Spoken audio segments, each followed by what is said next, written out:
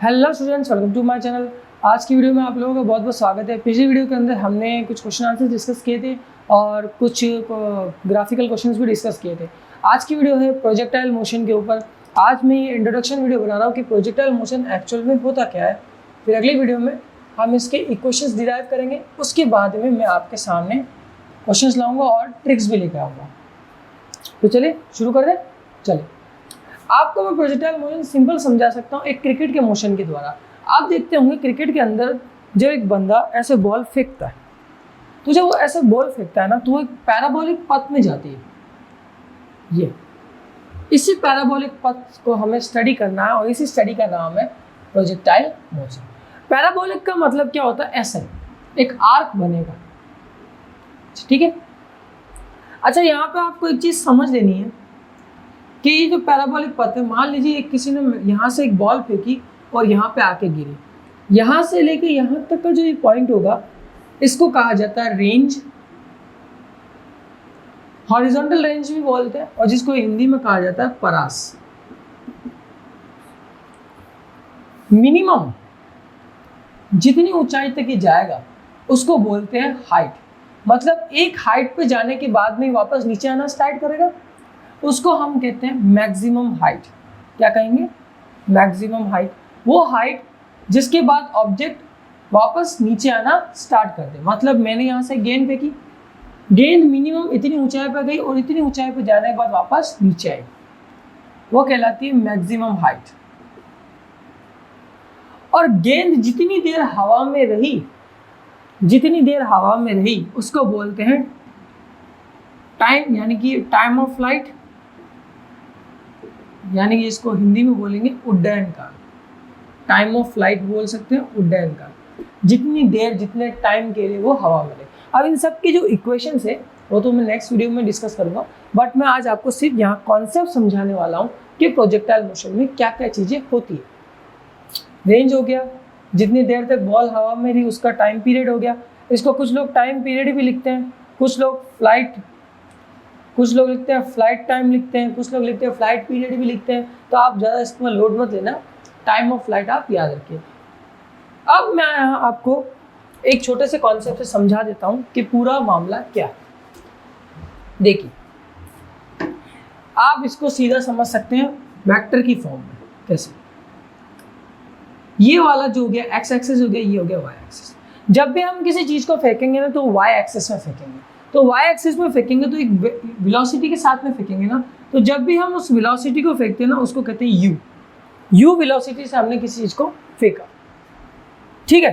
अब हम भी जानते हैं कि जैसे जैसे कोई ऑब्जेक्ट हवा में ऊपर जाता रहेगा, उसकी स्पीड क्या होती रहेगी? कम होती रहेगी। जैसे जैसे एक ऑब्जेक्ट ऊपर जा रहा है, उसकी स्पीड क्या हो रही? कम हो रही। उसकी वेलोसिटी क्या हो रही? कम होती जा रही, कम होती जाएगी, कम होती जाएगी, कम होती जाएगी। मान लेते हैं इसकी वेलोसिटी है वी वाई, यहाँ पर कम हुई, यहाँ पर और कम हुई, यहाँ पर और कम हुई, यहाँ पे आके वेलोसिटी जो होगी वो जीरो होगी। मैंने वी वाई क्यों लिया? क्योंकि वाई एक्सिस में काम हो रहा है। यहाँ पे जीरो हो गई। यहाँ जीरो होने का मतलब है कि अब इस पॉइंट से ये ऑब्जेक्ट वापस नीचे आना स्टार्ट हो जाएगा। ये ऑब्जेक्ट यहाँ इस पॉइंट से नीचे आना स्टार्ट हो जाएगा, और ये जैसे ही ऑब्जेक्ट नीचे आना स्टार्ट होगा, इसकी वेलोसिटी बढ़ेगी, बढ़ेगी और बढ़ेगी। अच्छा, इसका एक्सेलरेशन कितना होगा? गुरुत्व त्वरण कितना होगा? ठीक है, तो वो कितना होता है? वो होता है जी होता है, लेकिन उसको हम माइनस का जी लेंगे। क्यों? क्योंकि हम पढ़ चुके हैं रिलेटिव मोशन के अंदर। अगर आपने रिलेटिव मोशन की मेरी वीडियोस नहीं देखी तो जाके देखिए, मैंने उसमें समझाया ये कि जी माइनस कब होता है, प्लस कब होता है। लेकिन फिर भी बता देता हूँ, जब हम कभी किसी ऑब्जेक्ट को ऊपर की तरफ फेंकते हैं ना, तो जी हमेशा नेगेटिव लगता है, उल्टा लग रहा होता है ना, क्योंकि जी हमेशा नीचे की तरफ लग रहा होता है और हम ऑब्जेक्ट को ऊपर फेंक रहे होते हैं, तो जी की डायरेक्शन उल्टी हो जाती है, इसलिए उसको क्या कहते हैं? माइनस का जी। ये भी किस डायरेक्शन में होगा? Y direction. मतलब एक्सेलरेशन कितना होगा? वाई डायरेक्शन में माइनस का जी होगा, ठीक है। इसके वेलोसिटी, अब क्योंकि हम जब पैराबोलिक पथ की बात करते हैं तो एक एंगल बनता है। क्या बनता है? एंगल बनता है। क्योंकि जब कोई बंदा ऐसे किसी चीज़ को फेंकेगा ना, तो वो एक एंगल के साथ में फेंकेगा, इसलिए यहाँ पर जो एंगल होगा उसको थीटा लेते हैं। हम इसके बारे में जब आपको ट्रैजेक्टरी पथ के बारे में बताएंगे तो आपको थीटा का भी एक्सप्लेन कर देंगे कि थीटा काम कैसे कर रहा है। और ये हमारा पूरा जो है सेटअप है प्रोजेक्टाइल मोशन का। बस मैं एक सिंपल लाइन में भी आपको समझा सकता हूँ कि जब एक ऑब्जेक्ट को हम फेंकें और एक पॉइंट पे आकर उसकी वेलोसिटी कितनी हो जाए, 0 हो जाए, तब वो नीचे आना स्टार्ट कर देती है। ठीक है, जिस पॉइंट पे उसकी वेलोसिटी 0 हो जाती है वो कहलाती है मैक्सिमम हाइट। जिस पॉइंट से आपने बॉल को फेंका, जिस पॉइंट पे बॉल जाके रुकी, वहां तक का डिस्टेंस कहलाता है रेंज। और जितने टाइम तक बॉल हवा में रही वो कहलाता है टाइम ऑफ फ्लाइट, यानी उड्डयन काल। अब हम y एक्सिस ले, अच्छा x एक्सिस के अंदर तो हम जानते हैं कि वेलोसिटी हमेशा कितनी रहेगी, 0 रहेगी, क्योंकि हम फेक y एक्सिस में रहे, तो x में वेलोसिटी भी 0 रहती है, एक्सेलरेशन भी 0 रहता है। ठीक है, सिर्फ यहाँ पर एक ही चीज़ हो सकती है, वो है डिस्प्लेसमेंट।